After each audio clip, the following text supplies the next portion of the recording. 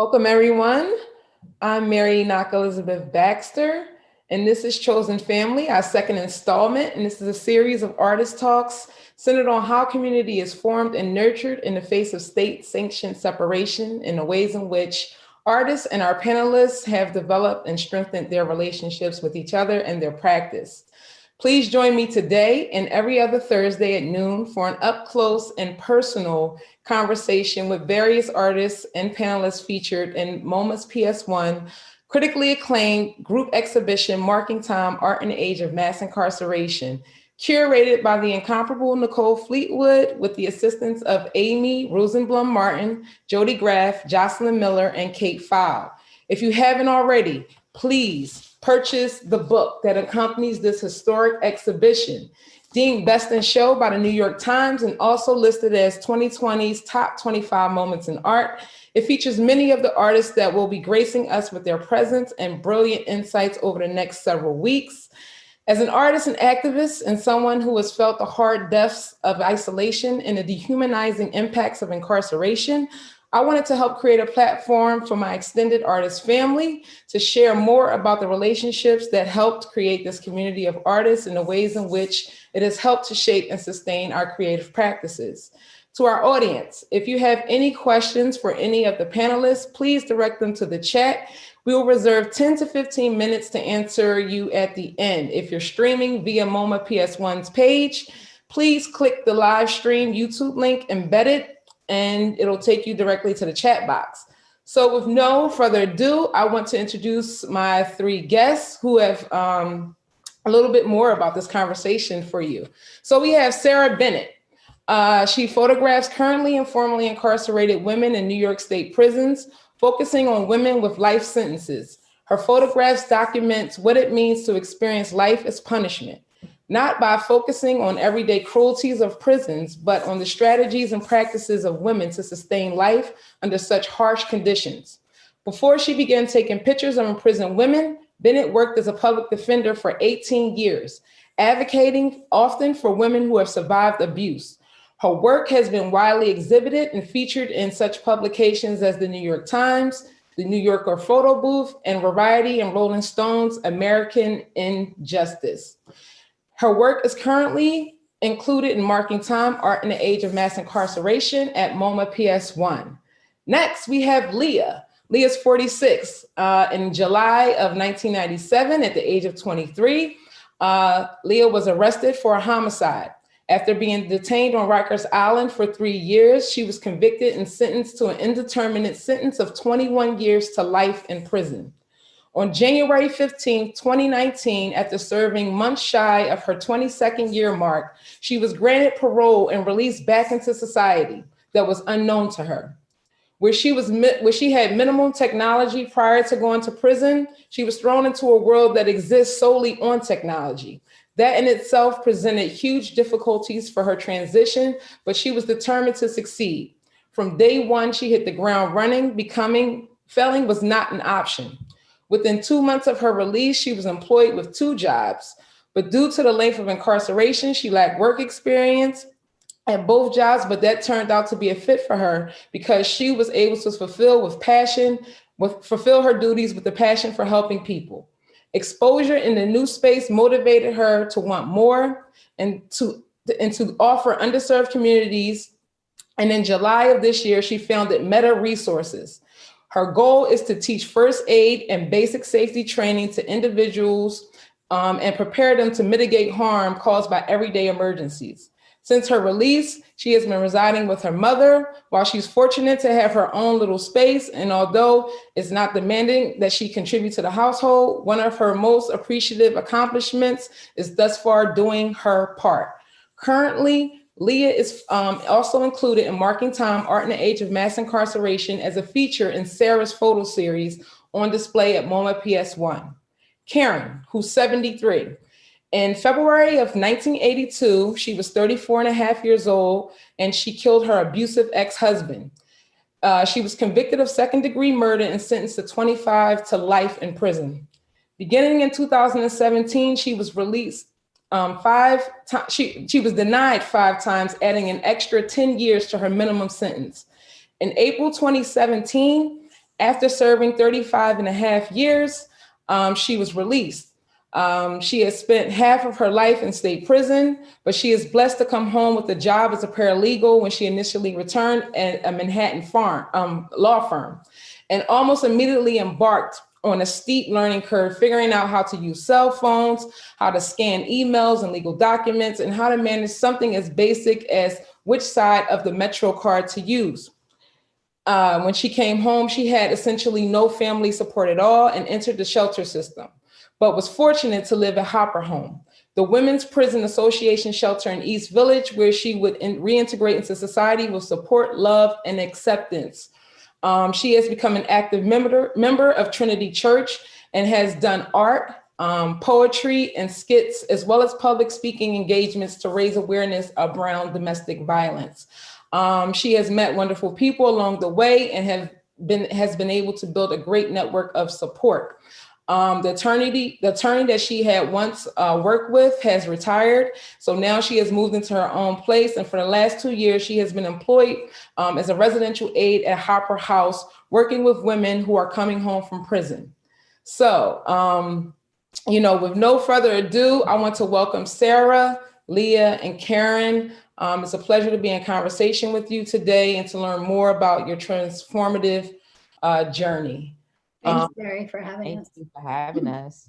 Thank you so much. I'm just so honored to have you here today to learn more about your collaborative work and advocacy efforts for incarcerated women, specifically, those facing longer sentences, life sentences, as well as the relationships that helped you sustain yourselves while in prison. And, some of the ways that you were able to successfully transition back into society, after spending, decades in prison. But first off, I want to dig into this concept of social documentary photography for those in our audience who may not be too familiar with the practice. Because there has been some critiques surrounding the history and often bias of some early pioneers like Jacob Riis, who is said to have a more paternalistic approach and even in some cases lean to discriminatory philosophies like scientific racism and xenophobia to support his work. But on the other hand, we have trailblazers like Lewis Hines, who was able to shift policy, change laws, and really become instrumental in helping institute child labor reforms during the early 20th century. So Sarah, can you describe what social documentary photography entails and how your approach as a social documentary photographer is revolutionarily different and or similar to some of the early adapters of this craft? Wow, that's a big question, Mary. And I come to this out of an advocacy perspective, right? Like I'm not trained in documentary work. I'm not a trained photographer. In a way, I don't come out of any tradition whatsoever. I picked up a camera as an advocacy tool. So I used to be a defense attorney, and then I left in 2004 and had a different career altogether. And then I picked up a pro bono case of a woman named Judith Clark, who had a 75-year life sentence in prison. And I was trying to figure out how to humanize her so that she could, maybe I could win clemency from the governor of the state of New York for her. And so I picked up my camera as a way of, actually I photographed women who had been incarcerated with her. And she did not feature in the project at all. This is actually her. So I won the case and she came home and now she's hanging on the walls in MoMA in her bedroom on the outside. But I came to photography totally as an advocacy tool. And I photographed 15 women who had been incarcerated with Judy. And when people saw that work, they were interested in the stories of the women who I had photographed. Not so much Judy, but just like, people didn't seem to have like a really clear idea of like who's in prison and the kinds of sentences people were serving and anything like that. And so it took me down this photography path, and I had to learn photography skills along the way. I do have a background as a journalist from like 35 years ago or something like that. So I wasn't really even, obviously I've looked at art and I've looked at photos and I've gone to galleries my whole life, and I'm aware of the traditions that you're talking about, but I wasn't immersed in them. And so I had to like, I think I kind of just did my own thing. And Wow. I originally followed 4 women through their reentry process. And then Karen and Leah, I added into the project later because they were both, I met them while they were in prison before they came home. But I think because I had a background in being a defense attorney for many women, we just had like a really great rapport. I don't know if it was luck for me or what it was. And so it felt very collaborative almost from the very beginning. And collaborative in the sense of like the women never got to choose which photos of them that I would display because they're going to just display all the happy ones. And I was trying to tell more of a story. But I think we developed a very deep trust. And that's, in some ways, that's what I feel the proudest of. And I would always like be in conversation with the women about like their experiences, and they revealed a lot to me, and then I felt like I was able to reveal some of that through photography. I don't know if that answers your question exactly, but It certainly does. And, just the impact of seeing those photos is definitely felt by the viewer. I mean, I love the writing aspect that goes along with it, and that, I didn't invent that, obviously. I think I saw it actually at Aperture Gallery. Somebody had done something on living on the minimum wage or something like that, and there was handwriting that went along with it. And I had always been interviewing the women I was photographing, or always talking and taking notes. But when I saw that, I was like, oh, I should do this in the Bedroom Project. This is actually the Looking Inside series, but I started it with the Bedroom Project, and the audience reaction to it was so, it was like, it became kind of meta, right? It was like there was a photo and then the women were talking to the audience. And then I've had exhibits where I've had guest books so that the audience can talk back to the women. And then I would send the notebooks to the women who were inside prison, and they could read what the viewers had seen. And then they would write me back about how they felt about it. And so there became this big conversation that I think was incredibly valuable. But I think that the incorporating the voice is just super important. Yeah, I'm great that they were able to correspond and continue the conversation as well. I have to ask you all, when you embarked on this project, Leah and Karen, did you immediately connect with the vision and feel like you were a part of something bigger that had the potential to, help society understand and even advocate for women facing similar struggles? Actually, I think I knew of Sarah before I met her. I used to see her coming in to see the women that she was defending in Bedford Hills. I used to see her walk up the sidewalk, and I thought to myself, there's a lawyer that actually visits her clients, and that's a plus. So when she asked me to be part of the project, I said absolutely, because I felt she could be trusted, and I felt she didn't have an ulterior motive that would be exploitative in any way. So I feel that her project, as far as photography, helps reach people who wouldn't read an article necessarily about our struggle or our feelings or our fears or how we can navigate reentry. But seeing that look on our face, or seeing an intimate space like our bedroom, made a big difference. I believe that it reached a lot of people that wouldn't ordinarily have reached.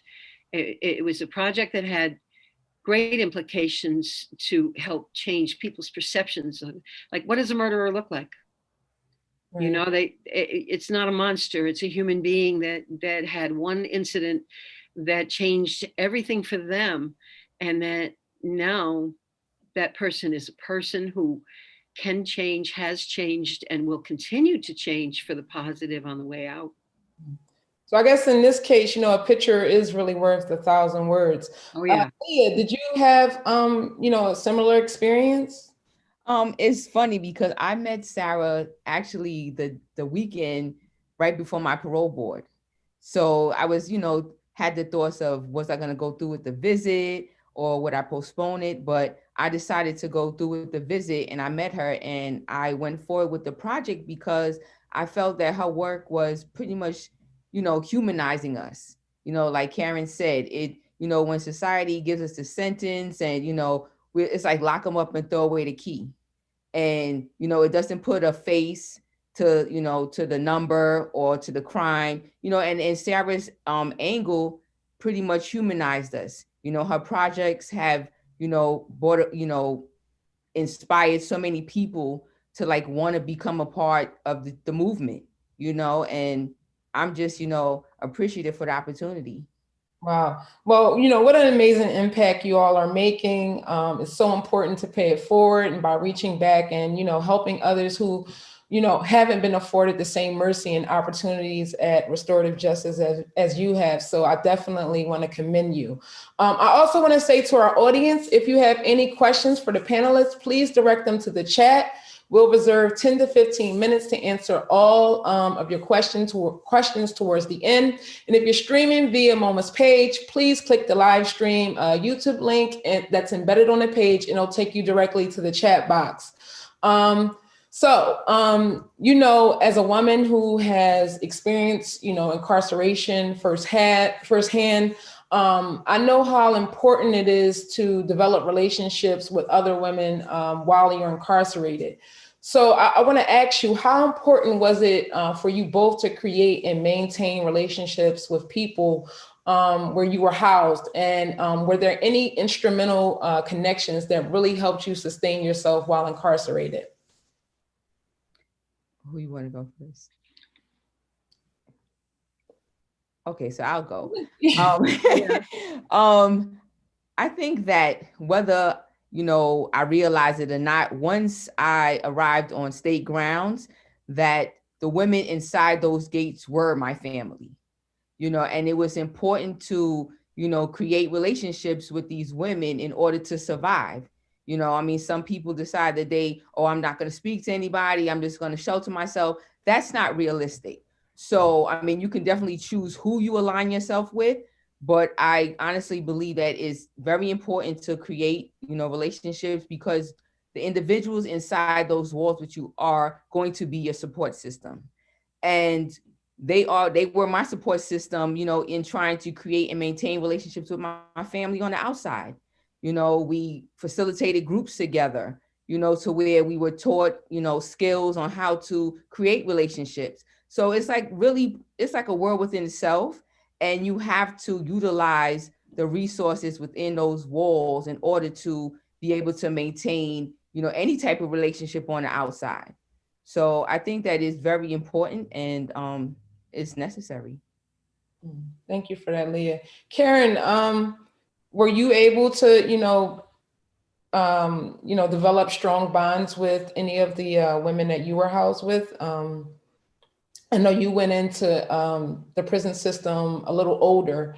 How instrumental was it to, form those relationships during your experience? Well, it was instrumental for me in the sense that my family was older. Of course, my mother died 6 months after I reached Bedford, and my father was devastated. I had family support, but not typically, not like other women. My father came. He was 80. He was driving as much as he could to see me. I finally had to make him promise to stop driving, but I can't even tell you how many kids I collected along the way. And it sounds weird to say collected. It's sort of that the young women who come in are adrift without any anchor, without any, and chosen family is sometimes closer than blood family in the way that I wound up having someone that I hardly knew come in my room and cry and sit on my lap and call me mom. And I realized that this is what we do. And this is what we need to do. We need to love each other regardless. And when I got there, I started working immediately, teaching school. So I had an awful lot of the young people in my classes, and we formed bonds. Some of them are my best friends today. I've been out almost 4 years, and we connect constantly. We talk on chat, we text, whatever, but those are my family. My father passed away and my mother passed away while I was in. and you don't have the support. I'm a lot older than most people who arrive at prison, and it was a matter of when they handed me my time computation sheet, which they do to everyone who comes in. It's the first thing you get. You get interviewed, and they give you a piece of paper that says, this is your first opportunity to go to the parole board. And I got there in 1983, and my paper said 2007 on it. And I looked at it once because I realized that if I did those amount of days every day, and you can hold your sentence and do your whole sentence every day, it'll make you crazy. Right. So I folded that piece of paper, put it underneath the bed, and said, I'm going to do today, because today I have 24 hours. And so does somebody who has a sentence of 1 to 3. They have 24 hours today. Somebody who has a 5 to 15 has 24 hours today. So I made myself compartmentalize one day, and I figured every morning I could ask for strength enough to do those 24 hours. And I could ask again tomorrow for the next day, rather than do 2007 every day. I felt like it was a burden lifted. I don't even know where that paper is, because one of the times probably when I was cleaning out my boxes under the bed, I tossed it without even knowing that I tossed it. And I was so glad that I never saw it again. That was an excellent strategy, to not focus on the long term, but just deal with, the day as it came. And it seems like, those relationships were key, enabling you to endure and survive, that experience with incarceration. So I definitely commend you. I understand that there are a lot of barriers to staying connected to women who are a part of your supportive networks post-prison, mainly because the facilities, they don't, encourage it. So how were you guys able to work around that? Well, I utilize my my resources because I volunteer at a lot of nonprofit organizations who provide a lot of resources to individuals that are incarcerated. And so that is like my platform to be able to reach out to the women. We have one of the nonprofits I work at, A Little Piece of Light, we have a Pen Proud program. Mm-hmm. So there, we select individuals who become pen pals for the women that are incarcerated, and we're able to create that connection for them, because a lot of people don't have the support, the outside support. So we try to create that. Yeah. And it's very important because for me, I feel like prison is more mental than physical.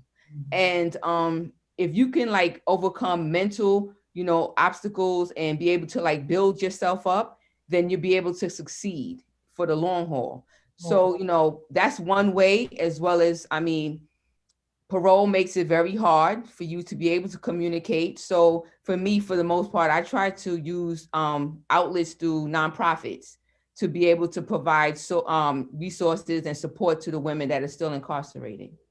Thanks for that. And, since we're on the topic of maintaining relationships, after release, how did you, nurture, strengthen, and maintain, your connections with Karen and Leah, Sarah?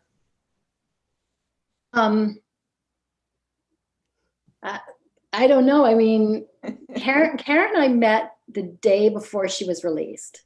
And then I was there to photograph her as she came home. And then I can't even tell you how many hours I've spent with her over the years, just being with her all the time. And now it's been several years. I think it's been almost 4 years since she's been home. And so we don't talk as often as we did, but I still think I must text with her at least once a week. And sometimes, well, she just went through COVID. So I think I was bugging her every single day to find out how she was doing. Mm-hmm. And Leah also, I only met, as Leah said, a few days before she went to her first parole board hearing. And I was just at the beginning of that project of photographing women inside prison. Mm-hmm. And then, I don't know. Then I think I was working on a different project, and Leah was one of the subjects. And so I spent a lot of time with her like that. And we check in every so often, not as much, and then the women I photographed on the inside, who are still on the inside, Several of them, I have a very robust, as I call it, letter writing relationship or email relationship. So I've actually gotten to know the women inside a lot better than I ever intended. When I did the project, I didn't expect that I was going to form those relationships. But I think because the work has been exhibited quite a bit, and I'm always sending them the information about where it's been exhibited, we just sort of started a relationship. It's been pretty fascinating. So, Right. I feel like we're always going to be part of each other's lives, right? It seems like it. Well, Sarah photographed me doing laundry. When somebody watches you sort your dirty laundry, they're family. Absolutely. So earlier, Sarah, you mentioned, as an ex defense attorney, someone who uses language often in hopes of, articulating these compelling narratives for your clients that you serve. How important would you say text and the use of language has been to both the life after life in prison and the bedroom project? I think the text is really, really important. And I think the fact that it's the women's words, not mine, that is really important. It's funny because when I left the practice of law, that was in 2005 or 2004, I actually had this idea that I wanted to, my husband's a photographer, I wanted him to photograph a couple of women with life sentences. And I thought I would do a really deep dive into their cases and like write a book. Like that's what I thought I wanted to do. But I never got around to it. It was just like an idea that was in my head. And when I hit on photography, it's so much better. Like people don't like to read, but people will look at a photo and they will take the time to read, a caption. And you have to move in to read the caption. And so that's also a different way of looking. Like people stand back in general when they're looking at art. But it's obviously the writing is a little bigger on the wall than it is on the screen, but you actually have to move in. And there's something about that, the physical aspect of moving in, I think, that makes you relate more to the work. So I love photography as a medium. I just think it's, I just think it's powerful. I mean, I never ever imagined when I started out that the work would be out in the world in the way that it is. And I never get over being excited by people seeing it, because I came to this, as I said, I care so much about the issues in the criminal legal system. And I only photograph women with life sentences. And it's because when people started to talk more about the issues around in the criminal system, I want to say it's only been about 10 years, maybe a little bit more. People in general were talking about the low-level drug offenders. And it made me crazy. I was like, we could open up the prison doors to all the low-level drug offenders, and the prisons are still going to be full of people serving life sentences. And people serving life sentences, I mean, it's just incredible. Like, it's the waste of human potential and people and the way we treat people.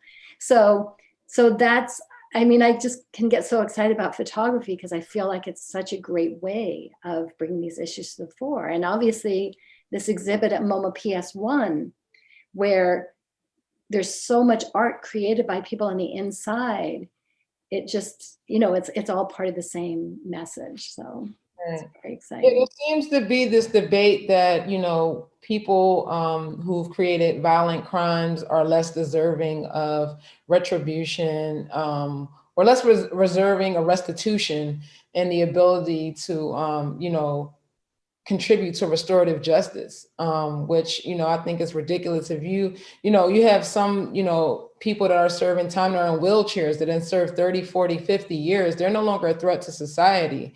So, but it's insane. It's like in New York State during COVID, they opened up the doors to short-termers who were within, I think, 4 months of their release dates, but they wouldn't do the same thing for people serving life sentences. So somebody could be like one of the women who's on the wall, Linda, is 72 years old. She served 28 and a half years. Her parole date is a year and a half from now, but she wasn't eligible for that early release because there's this idea that if you have committed, an A1 or an A2 crime, a homicide, that you're not worthy of what everybody else gets. And you also mentioned restorative justice, and most of the restorative justice work is being done in the low level crimes rather than in the I don't know if you want to call them important crimes, but in the bigger crimes. But people are people. It's still just people. Right. And oftentimes, like Leah and Karen, a lot of times these, people are victims themselves and have had, crimes perpetuated against them and, in the terms of domestic violence. And, they were, defending themselves or fighting back, which I feel they need to look at that in a holistic way. But for Leah and Karen, how did it feel? Did you feel some autonomy being able to write these messages so that it's not entirely on the viewer to speculate or find meaning in your photos? Did you find that empowering? Absolutely.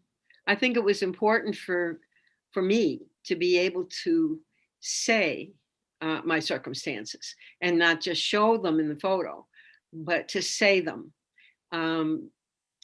It was extremely important to be able to tell people that I'm human, that it's not a mistake, it's a crime, obviously, but people make mistakes when they choose to commit a crime. Or it isn't even a conscious choice sometimes because it's born of desperation. As you said, it's a response to a circumstance. But of course, it's not correct. But it's all of us. We have that in us, the possibility of redemption when we come home, being able to assimilate into society, and then in every way that we can, or every way that we can think of, to atone by giving back and showing others that I can keep going forward. Backwards isn't a choice at all. And this is who I am, and this is what I can give. Right. Nice. I feel that the words gives us a voice. I mean, after doing so many years in prison, you're pretty much silenced. You're the security staff, you're told what to do, when to eat, when to shower, and this platform gave us a voice. It, lets society know, yes, like Karen said, we committed a crime. But one thing I noticed from doing time with the women that I've done time with, that most of us, it was our first time. And we received such large sentences, and it's proven that after we come home, the recidivism rate for long-termers is like 0 to none, but society doesn't necessarily care. So it was a way to kind of humanize us again. And I felt that it was necessary. And like Karen says, I mean, I was watching the inauguration yesterday, and Joe Biden said that, failure at some point is inevitable, but giving up is not an option. And that is the spirit that we kind of go with throughout life, as long-termers, as women. And the words it just meant so much. Yeah, I totally agree. There needs to be, some entry point for restorative justice to repair, the harm that's been done. And you can't do that if you're not given a chance to come back into society and contribute to your communities in a positive way. So, I commend you, for having the courage to, come out here and, dedicate your lives to repairing that harm and helping others. While you yourselves, struggle in a lot of ways. So thank you for that. Again, to our audience, if you have any questions for the panelists, please direct them to the chat. We'll reserve 10 to 15 minutes to answer you towards the end. If you're streaming via MoMA page, please click the live stream YouTube link embedded in the page, and it'll take you to the chat box. Now, Leah and Karen, although you both served extensive amounts of time in the carceral system, I can only imagine that, your experiences were, very different due to the huge age difference between you both. Can you share a little bit more about, what going into the system at age 23, Leah, as opposed to Karen, who entered at nearly 40, looked like? Well, for me, I'm going to piggyback off of something Karen said. The lot of the women that were already there and they were older, I pretty much looked up to them as like role models. So, when they came and introduced themselves and like the programs that they were a part of, I kind of followed suit. I was pretty much like a sponge going into the system, but very aware of my surroundings and who I wanted to align myself with. And I basically, once again, I hit the ground running. And like Karen said, like I did not want to think about the long haul. I couldn't see the light at the end of the tunnel when I first got there. So it was about trying to live in a moment and like do the time and not let the time do you, and that's just pretty much where it was. Karen is somebody that I latched onto, throughout my time. She was a great support system. So, for me going in at a younger age, I was pretty vulnerable, but also aware, so I pretty much got on the right path pretty soon. I had no disciplinary history in while I was incarcerated. And yeah, that's pretty much how it went. So Karen, can you speak a little bit to the challenges of being an older offender and, some of the things that you feel like, someone who's older, faces while incarcerated? I know that, housing in terms of the cost of someone that's older is extremely high. Can you just speak a little bit to that? Oh yes, absolutely. I know that one of my thoughts, I tried not to dwell on it, but one of my thoughts was that I don't ever have to leave. I could die in here. Although it could happen at any time to anybody, the likelihood of it for an older felon, older inmate, is that you have to realize that if you're not free inside, you might be fretting all the time about, I don't want to die in here, or they're not going to give me good medical care, or I just don't know what's going to happen if I get sick. And you have to buckle down. You learn pretty fast that they won't. And if you're not an advocate for yourself, you're not going to get what you need. There have been plenty of times. I do have a disciplinary history, right, baby? Yes. Okay. And I used to buck the system when I had an opportunity, because I felt that it was negligent in its care of us, physical care, emotional care. Fortunately, I early on met Superintendent Elaine Lord, who had the background of a social worker and a humanitarian outlook. And one of the things about Superintendent Lord was that if you had a skill or a talent, she would say, well, like this person has a painting background. I'm going to give this person a paintbrush and trust her to go around the facility and paint things.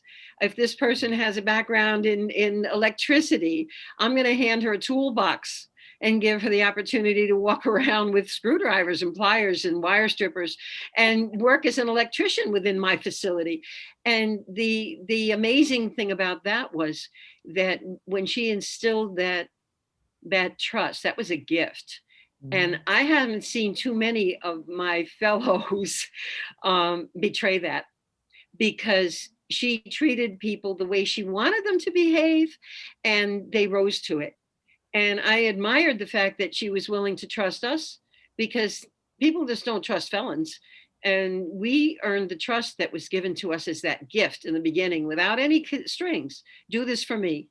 And it wasn't like, well, yeah, can you move me with my girlfriend, or can you move me to a unit that I want to live in? It wasn't like that. It was that, wow, this is a gift. I'm not going to blow it. Right. It's like how I started my art, my fabric art. I used to scavenge fabrics. What I needed to make a sky or a moon in the night sky, or a tree or something like that. When I did my fabric quilting, I had to find those fabrics. And I got caught a few times with contraband colors and fabrics and stuffing and right. Yeah. And finally, I had to sit down with the superintendent and I said, look, I can't be somewhere where everything's beige. The walls, the food, the floor. I can't live like this. I have to have beauty. So I have to make art. And so she looked at me and said, well, tell me what you need because I don't like you scrounging somebody's cast off blouse or something like that. I said, I need a permit for scissors and fabric and needles and thread. And she said, okay. Mm. And I never betrayed her with my fabrics or my wall hangings. I betrayed her in other ways. Yeah, I used to do stuff I wasn't supposed to do, but I never messed it up so that I wouldn't be able to sew and show my work to the world. Well, it's interesting, you know, how you speak to, you know, prisons not giving an opportunity for folks to be, you know, rehabilitated in a lot of ways by not giving them the opportunities. But, you know, luckily you had, you know, this experience, but it's not the norm. It's not the standard. True, it's So I not. think it's very interesting when you think of rehabilitation and the Department of Corrections. It's like they don't believe in their own mission. So I'm glad that you know you and the other women had the opportunity to prove yourselves in those ways, and it contributed to your you know eventual release. And I know that you know Leah on you know her first time at her parole hearing, she was you know given a chance to be paroled, but you, on the other hand, you were up 5 times before you were paroled. Do y'all want to speak a little bit towards the politics around that, or you know why? I just want to just say one thing. Well, actually, my first time on my parole board, I was denied parole. Oh, okay. I'm sorry. And so I wrote and tried, wrote to like Fordham Law School to try to get an attorney to help me put in my appeal. And for a long time, nobody responded. So I went to the law library and I was proactive because who's going to fight for my freedom more than me? So I went and I was proactive, and eventually a law firm reached out and they took my case. So what happened was I actually submitted my appeal and I won the appeal, and they sent me back to the board because they felt that by the time I went to the board, they had came up with a whole new classification system that they had to kind of comply with when they were determining whether they were going to release somebody or not. And they totally disregarded my compass, which said that I was a great candidate for release. They just totally disregarded it without any reason. Because what happened at the time that I went to the board, they had a guy, Herman Edwards, that was going to the board, and he was, incarcerated for shooting a cop. So the parole board released him, and they received a lot of backlash. So instead of putting those commissioners on the sideline, they allowed them to go back in the next month and hold the parole board. So now somebody had to be a casualty of war, and I guess I was that casualty. But they had no reason for denying me parole. So when I appealed it, their superior said, this doesn't make sense. Their reason for denying me didn't make sense. They sent me back to the board, and I went back to the board December of the same year and was granted parole. So it's just like a constant battle for a second chance. So Mary, when I first started practicing law in 1986, there was a presumption that you would get parole. If your sentence was 20 to life, you served your 20 years. If you did it the way you were supposed to, you would get paroled. But then when Pataki came in as governor in 1996 and he implemented the death penalty in New York State, and the whole sentencing structure changed and everything around parole changed. And so I think that's sort of where historically what happened. And then the death penalty got overturned in New York State. We don't have it, but we had the sentence of life without parole. And so all the sentences went up. So people weren't getting 15 to life anymore. They were getting 25 to life because that sounded so much better than life without parole. And then people were coming to the parole board and there was a presumption against parole. So the percentage of people who were getting parole was minimal. I think it was around 2 or 3% or something like that. And now I think in the last few years, the tide is turning again. And now we are starting to see more people getting paroled. But Karen was definitely caught up in that time period when there was a presumption against parole. And that's, you know, one of the things when I started my photography, one of the things I was trying to talk about was the fact that people were being repeatedly denied parole, not because of who they are, but because of what they had done 25 years ago, which is something that was never going to change. But we are definitely, I think now people with violent crimes are getting out at the rate around about 40% now. So that's a lot different than the 2% that poor Karen had to deal with. Right? For 5 Yeah. times I was denied because of the political climate and also victim opposition.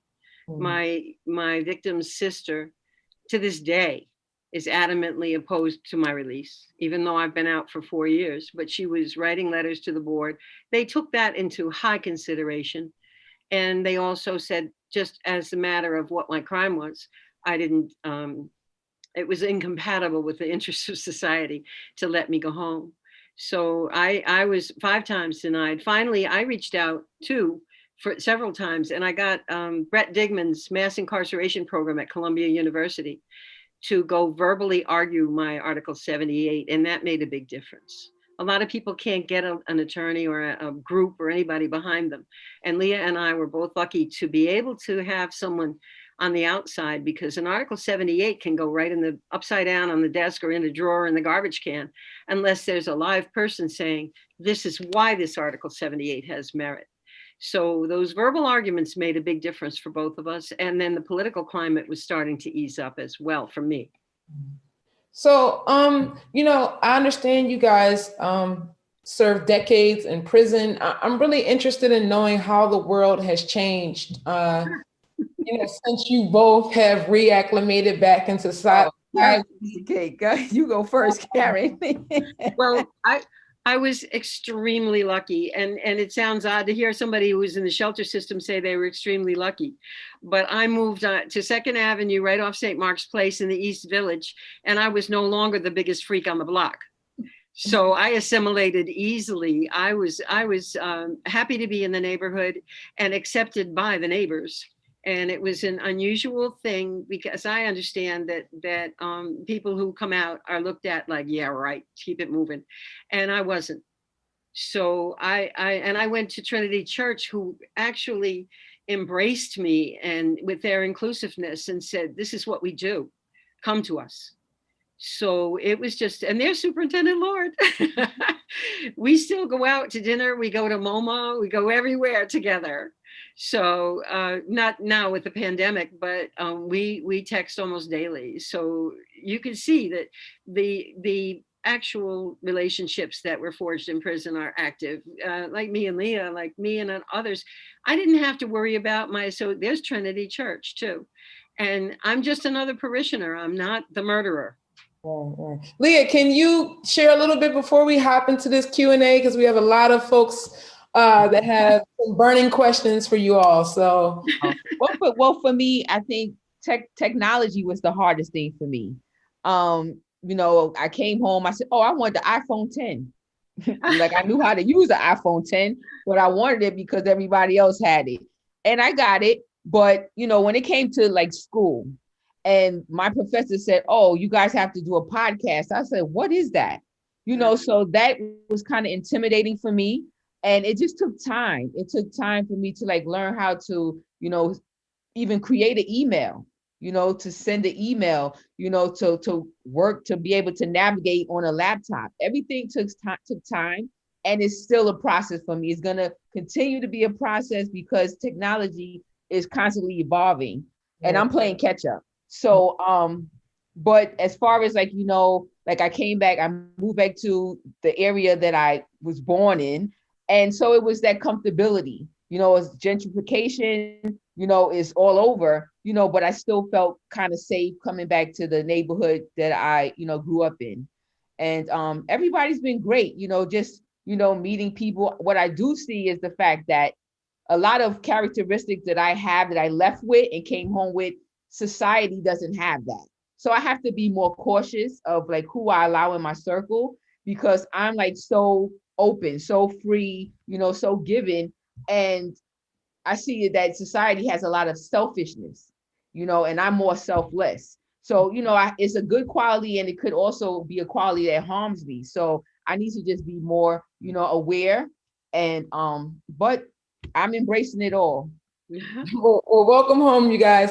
All right, so the first question, Leah, Karen, and I guess Sarah can chime in as well. Prison reform versus abolition has been a trendy topic lately. Could you talk about what abolition means to you as a formerly incarcerated woman? Who wants to go? Yeah, you can. Go ahead, baby.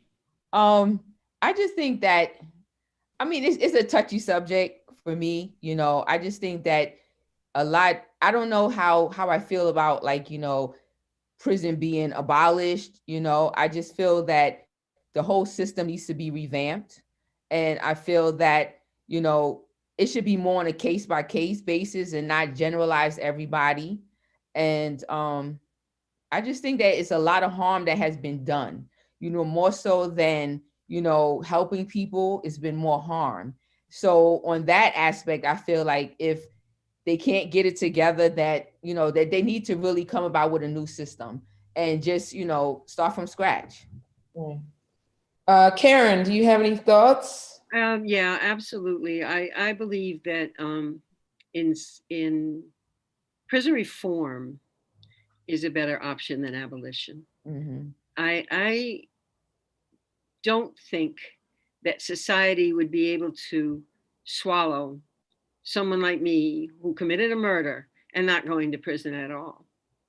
I think that my acceptance into society is better, well-rounded, more well-rounded in the fact that, yes, I did do time. Yes, I paid my dues.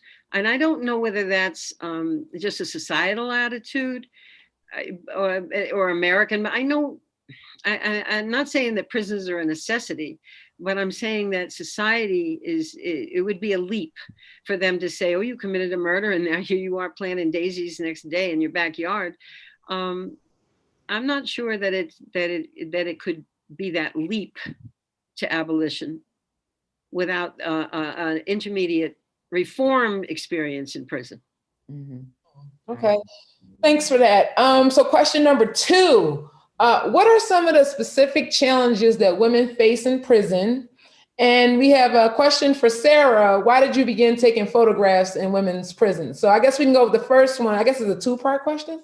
What challenges can you women speak to, for those that are still on the inside? What are they facing? I would say healthcare.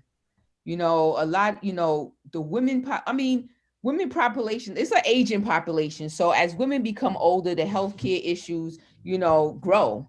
And like Karen said, the healthcare system that they provide for us in prison is like, so I think that health issues, I think that a lot of the women that go to prison are mothers.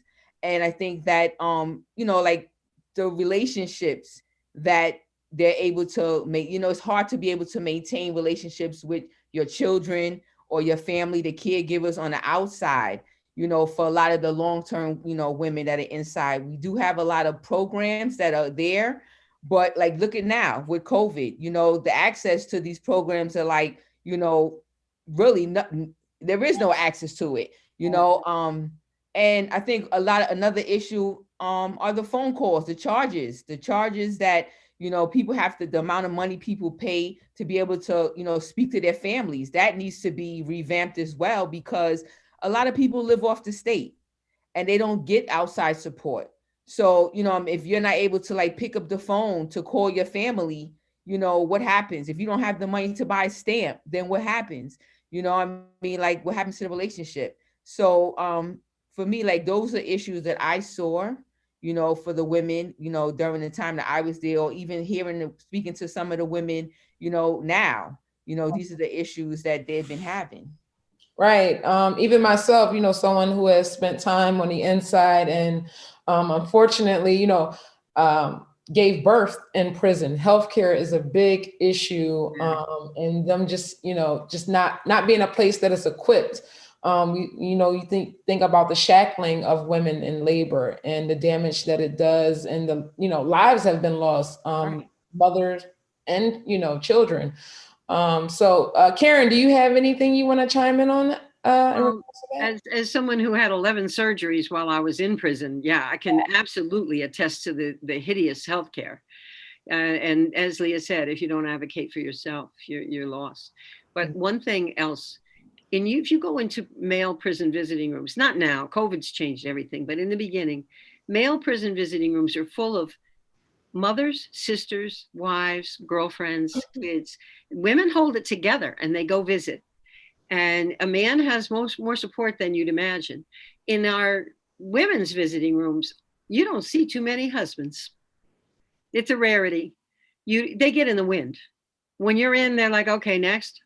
So we don't have the support. If we do, it's our mom, our sister, family like that. And if we have them in the long haul, like my 34 and a half years in, they're gone.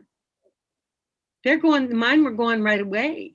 Wow. And we don't have that, so women, the women's visiting rooms don't look like the men's visiting rooms. Women have specific family separation. The hardest thing that anybody ever did, and I did a lot of family violence counseling when I was in, and for myself and for others, is lose touch with their children.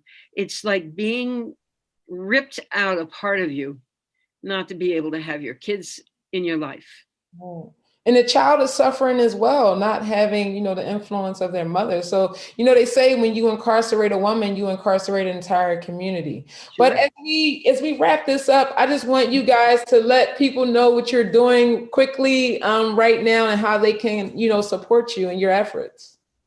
You want to go, Leah? Okay, well, right now I have my company Meta Resources, where where our focus is to provide safety training and materials to underserved and at-risk communities, because in those communities, safety information is not easily accessible, but I am a new entrepreneur and I am, receptive to support, advice on how to grow my business, some tools. So if anybody's out there and they, want to get in touch with me, my email is Leah, Leah at Meta, META Resources, RESOURCES.net. And I'll be more than happy to connect with you. Thank you. Thank you. Karen, can you share? I am happily a shelter aide at the Women's Prison Association. Even though our Hopper building is still not open because of the fire, we're in a new location. And every day I think that not telling the women that I was incarcerated and that they can do it too, they can come out and move forward and be productive. I show them. Hopper Home hired me. They don't just talk about hiring felons, they hire felons. And it's a wonderful thing to show the women that there's life after life in prison, to quote Sarah. Nice. Thank you. So thank you all for joining us today for our second installment of Chosen Family. Sarah, do you want to share a little tidbit about what you have coming up next? Well, most of my photographing has been put on hold since I, have mostly been doing portraits inside, but it will continue. If people want to see the whole body of work, they can go to lifeafterlifeinprison.com and check it out. Well, thank you all again. Thank you so much, Mary. Thank you. Joining me today and sharing, your lives, post, during, and after incarceration and all the wonderful work that you are doing in the community. I applaud you and I look forward to more soon. Thank you. Bye. Thank you. Thank you.